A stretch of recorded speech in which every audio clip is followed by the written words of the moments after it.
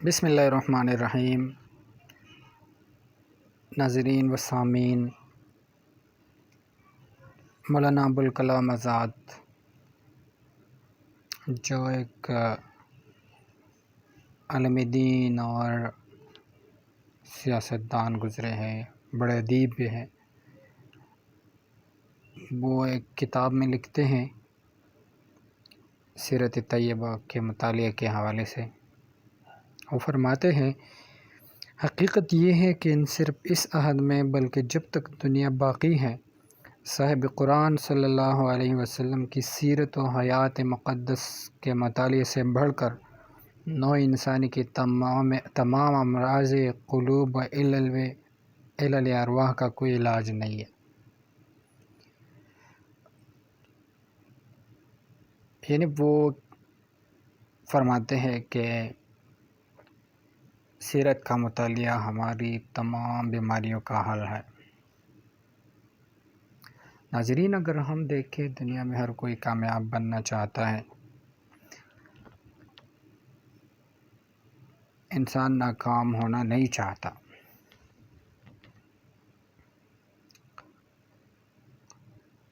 اب کامیابی کے لیے ضروری ہے کہ بندہ کامیاب لوگوں کو دیکھ کے ان کی زندگی کا مطالعہ کرے، ان سے سیکھے، انہوں نے جو اصول اپنائے، جو راستے چنے اپنی کامیابی کے لیے، اس پر چلے۔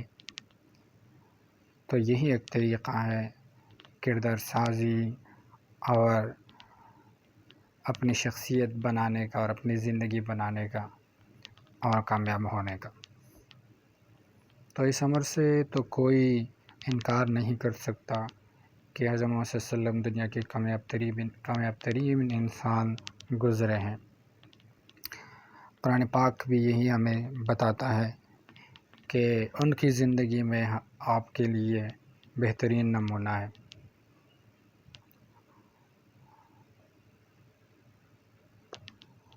سامعین کرام، حضرت محمد صلی اللہ علیہ وسلم نے جو زندگی گزاری، 63 سال کی زندگی، اس میں انہوں نے اس چھوٹی سی عمر میں بڑی کامیابیاں حاصل کی۔ انہوں نے بالکل انقلاب برپا کیا عرب میں، اور پھر اس کو پوری دنیا میں پھیلایا۔ تو واقعی وہ ہر حوالے سے کامیاب انسان ہے، اس سے کوئی شخص انکار نہیں کر سکتا۔ وہ کون سی خوبی ہے انسانیت کی جو ان کی ذات میں موجود نہیں تھی؟ ان کا کردار دیکھے، ان کا اخلاق دیکھے،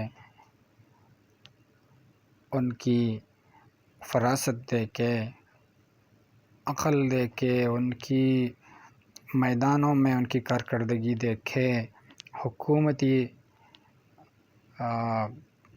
حکومتی حوالے سے، یعنی وہ مدینہ کی ریاست کے سربراہ تھے، اس حوالے سے ان کے فیصلے دیکھے، ان کی کامیاب اسٹریٹجی دیکھے، گھر میں ان کو دیکھے کس طرح وہ اپنے بچوں سے سلوک کرتے تھے، کس طرح شفقت سے پیش آتے تھے کہ سب ان پر جان دینے کے لیے، ان کے لیے جان دینے کو تیار تھے۔ اگر ان کے صحابہ تھے یا ان کے گھر والے تھے، اہل بیت تھے، سب ان کو کتنا پیار کرتے تھے۔ تو ان کو پیار ملا، محبت ملی، اس سے بڑھ کر اور کیا کامیابی ہو سکتی ہے؟ آخرت میں بھی ان سے بڑا مقام کسی کا نہیں ہے۔ تو اس میں کوئی شک نہیں ہے، کامیاب انسان ہے، اور ہر کامیابی چاہنے والا ان کی ذات سے سیکھتا ہے۔ ہم دیکھتے ہیں بہت کامیاب لوگ ہر شعبہ زندگی میں گزرے ہیں، اور کامیابی حاصل کرنے کے لیے ہمیں ان کی زندگی کا بھی مطالعہ کرنا چاہیے۔ لیکن مجموعی طور پر ہم جائزہ لیں تو ان سب کی خوبیاں وہ آپ صلی اللہ علیہ وسلم کی ذات میں ہمیں نظر آئیں گی، کیونکہ اسلام جو ہے وہ تمام خوبیوں کا مجموعہ ہے۔ تو گھما پھرا کے پھر وہی بات جائے گی۔ اگر کسی میں مستقل مزاجی ہیں، کوئی جو ہے رحم دل ہے، اپنے کام سے مخلص ہے،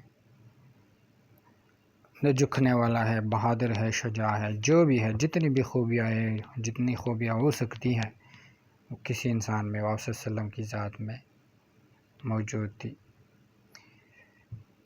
تو اس حقیقت سے انکار نہیں ہے، ہمیں بھی چاہیے کہ ہم آپ صلی اللہ علیہ وسلم کی زندگی کا مطالعہ کریں۔ اس سے کیا ہوگا؟ اس سے ہم وہ گر سیکھ جائیں گے جو کامیابی کے لیے ضروری ہے۔ بہت شکریہ، اللہ حافظ۔